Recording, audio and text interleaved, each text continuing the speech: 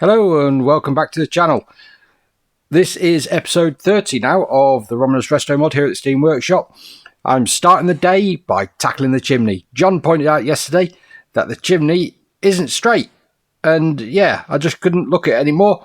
I had to whip it off and get about fixing that. Today's video is going to be a little bit different. I'm not putting any music on this one. You had a message on my last video by William's Workshop. Turns out he's just binge watched all the videos, and I'm taking on board what he said. He said that the music's a little bit loud and distracting. I've had it before in previous videos where people have said the same thing. I did try to turn down the music. I was using a lot of rock music. Now I'm trying to use a little bit more tame music, but I am taking on board the comments, and every comment that people leave on my videos, I'm doing my damnedest to reply to them. Yeah, if it justifies a response, I put a response in. Most of the times you'll see me just put thank you. But yeah, I am working really hard at building this YouTube channel. So hard that today I've hit 500 subscribers. So all you subscribers out there, thank you very much for your continued support. And if you're not subscribed, don't forget, click that subscribe button. But yeah, going through today, it's been a lot of work, to be fair, to get this chimney straight. Started off by measuring the diameter of the smoke box so I could work out my radius of my smoke box for my fly cutter, and then working out the difference in taper from top to bottom, because I think this might have been done a little bit wrong the first time round. So I take measurements top and bottom, and then I can translate that when I come to set up on the milling machine.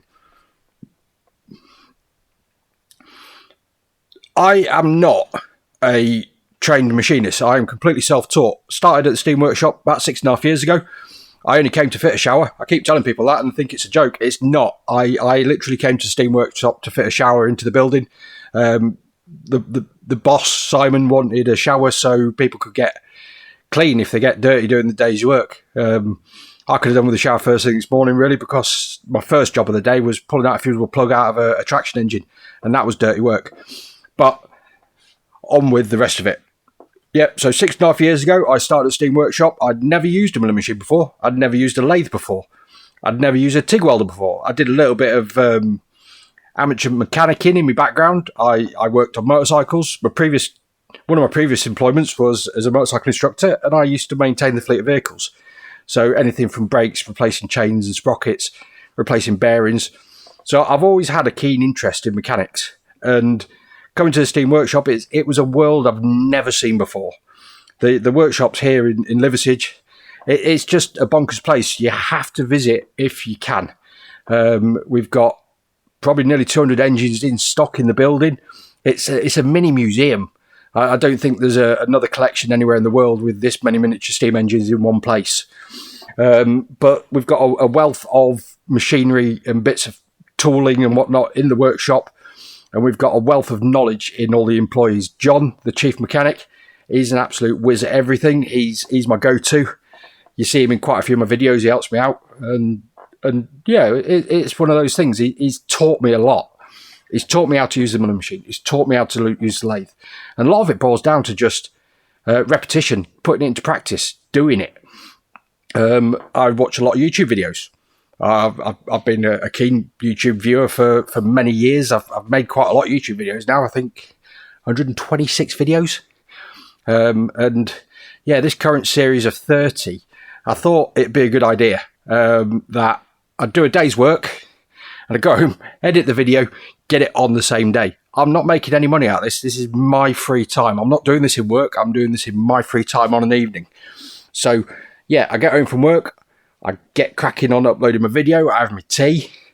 I try and get the video uploaded as soon as I can. There's been a couple of times where it's been about midnight by the time I get it on, but I try my damnedest to get these videos on every single day. When I do the work, the video's on the same day. So I work Monday to Thursdays. So nice, easy 4-day week for me. But that being said, I do think I work bloody hard for that. And today alone, I think I did, 5,500 steps. Yesterday was 6,000 steps. I've turned on the fitness tracker on my phone to see how much walking I do within the workshop environment. And yeah, 5,500 steps a day. Mate, no wonder my hips are a little bit sore. And I've built up a massive range of my own tools. So I've got my own toolbox, all my own tools, like any mechanic does. You buy what you need. There's a lot in the workshop. There's a lot in my toolbox as well. And I like to think if ever I moved on, I would be able to carry on doing what I'm doing. Albeit I don't have a milling machine and a lathe at home. But yeah, here I'm setting up the chimney.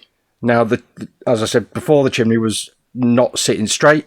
So I'm setting up the fly cutter at the moment to be able to turn the shape at the bottom of the chimney, and it's all clamped up on shims and V blocks to get it at the right angle, getting everything straight on the milling machine before I start my cutting. Now, this is always a thing with milling machines. I kind of know what I'm doing, but I always have to get John to help me.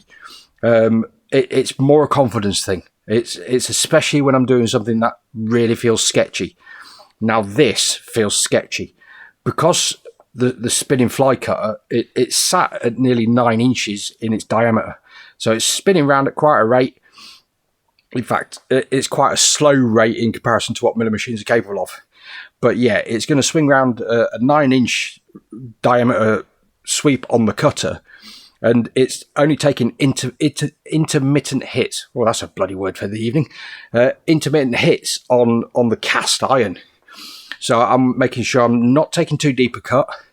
And this whole process here probably took best part of 3 hours just to skim the bottom face of this chimney.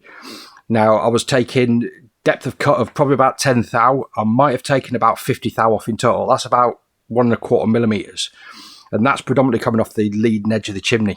So when it comes to actually swinging the cut down, it's making contact at the top of the cutting before, and it just works its way down and hopefully cutting it really, really close to the diameter and also the angle. These castings that you get for the Romulus package, they are very rough castings. I've worked with 3 or 4 of these now, and they're a bugger. They are never straight, and they are absolute pain to work on. So I think this is me just getting John to check me over. Yep, there we go. John's in, just checking me over. He helps making sure I'm set up correctly. He helps me with my feeds and speeds. I'm still learning a couple of the features of this milling machine. As I say, I've been using this machine for over 6 years now, and I'm still learning how to use it. And I've spent days and days stood next to this milling machine working on various engines over the years. I think I spent 4 days solid working on the crossheads for the C19 project that we built a few years back. But yeah, in time lapse here, each pass is probably taking around about 20 minutes to go from top to bottom. It probably could go faster, but I'm not wanting to push my luck. I don't want this casting to break in any way, because it is quite a what's the word? Vigorous process, because it's just clipping as that fly cutter comes round. It's hitting. So most of its revolution is in thin air. So it's coming around, hitting, coming around, hitting, coming around, hitting. And that is where the danger lies, because cast iron is kind of brittle. It's really strong in compression, but you strike it can shatter. And I've only got one shot at this, so I don't want to screw it up. I also don't want to take too much material off, because that will affect the shape at the bottom of the chimney. I don't want to be left with a really sharp flange edge.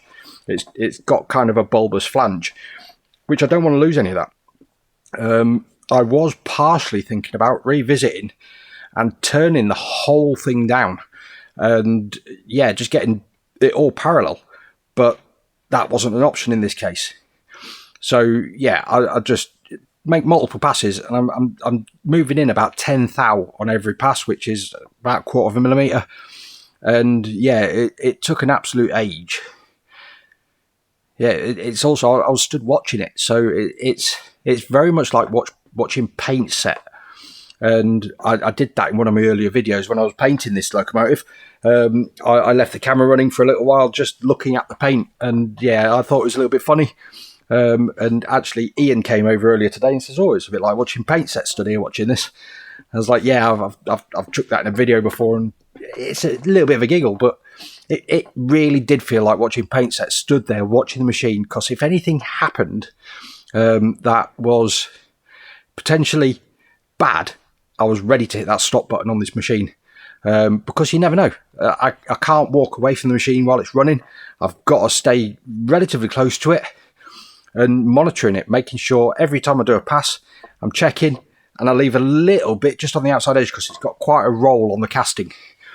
But yeah, now I'm taking the chimney off of my setup on the milling machine, so I'm undoing all these long studs, pieces of custom bar that went across the top. It was just some 1/4 inch by 1 inch flat bar with a couple of holes drilled into it, which passed over all the fixtures that you buy from milling machines, which run on the T-slots.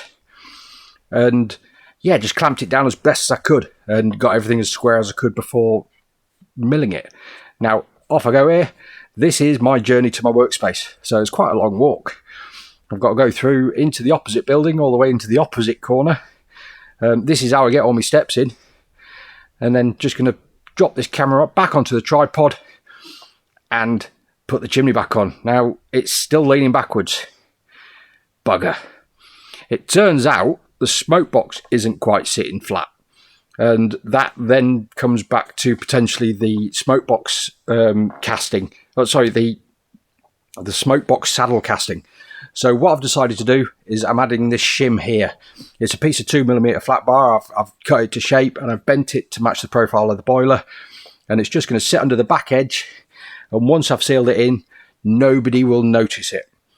Everyone will know it's there because I've just told you, but nobody will notice it. I was thinking of keeping that secret, but I'd only be a fool, because if someone ever took the chimney off in the future and saw that, they'd be like, oh, hang on a second, I thought he did this proper. He's cowboyed it. But yes, I have cowboyed it a little bit, but I didn't have enough meat left on the bottom of the chimney to take any more material off. So I've had to do the best of both to get the chimney sitting flat and also following the shape of the boiler. But yeah, I think it worked out all right. So yep, just doing up the bolts again. I've put a washer under it and I've opened up the holes a little bit underneath just to allow me to set it slightly further to the left hand side, because it wasn't quite sitting vertically either. So I've just shuffled it over to the left a little bit and got it sitting so it's sitting vertical in relation to the rest of the locomotive. And yeah, I think it's given me a little bit of peace of mind, which is always useful. So from there, I'm then going to go on to the other jobs that I was planning on doing. So that was a new job on the list, getting on to the other jobs, which was just adding... I've made a couple of spacers for the bottom point of the vibrating lever, and I'm adding the clips to hold the vibrating lever in place. So I've got washers on there, split pins, trimming them to length and bending them over so there's not going to catch on anything. And then I'm on to the valve packing. So I'm back using this Gore-Tex, it's pure TFE gland packing. It's something that we acquired. I don't know if it's perfect for the job, but I'm giving it a go, because having read what this packing's like, it lasts a long time. Everyone normally uses the graphite impregnated string. This is something a little bit different. It's a little bit like PTFE, and it's really easy and clean to use. Just chopping a little bit of a chamfer in each end of it, so any overlap isn't going to be a big chunk, and adding as much as I need, and I'm tightening all the glands up, just nipping them, and then during the steam test I'll see what's happening. If I need to add more material or take material out or tighten glands, it can be done. This is not a permanent addition to this locomotive. I'm just trying out this product, and that basically boils down to pretty much all the jobs done on this locomotive.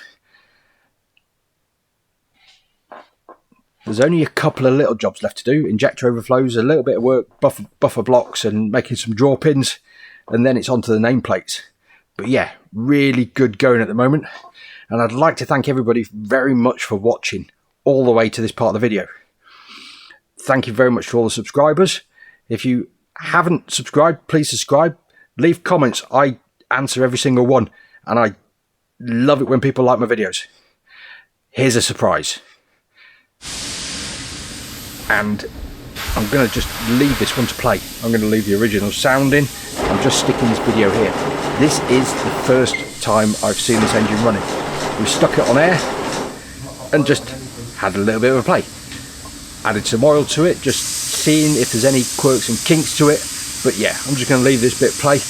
Again, thank you very much for watching. Please like, comment and subscribe. And I'll see you tomorrow for another video.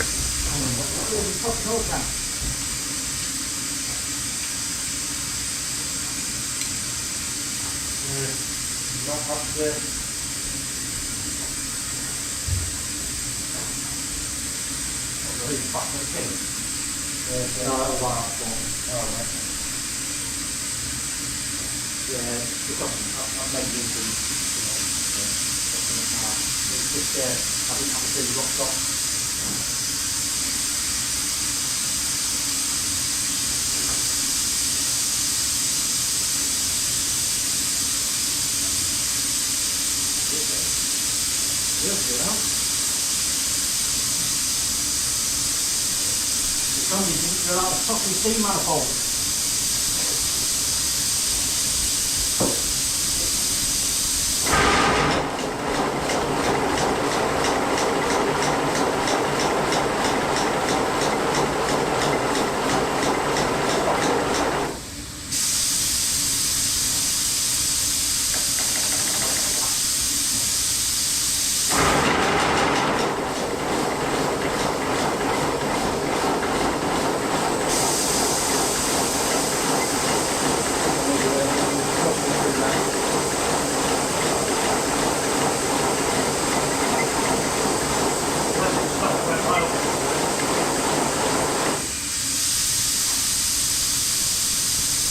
It's just launched all the oil all over the fucking top. It goes backwards.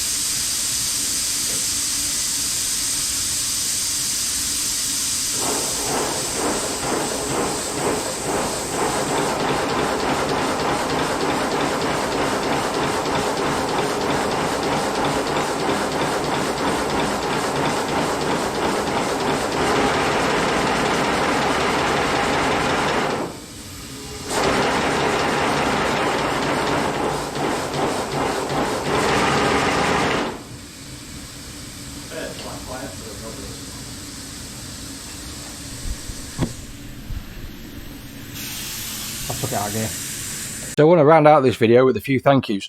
Thank you to all of my viewers. Thank you to all those of you that have subscribed. And please subscribe if you haven't done so already. I don't think I say that enough. Thank you to Simon at the Steam Workshop. Give me the job. And thank you for having faith in me and allowing me to learn and grow. Thank you to John for helping me learn and grow. And thank you to the other men and women of the Steam Workshop. Final thank you I want to give out to my girlfriend Kim. She supports me massively. She is always there with encouragement. Love you, babe. Thank you very much. I will see you all tomorrow.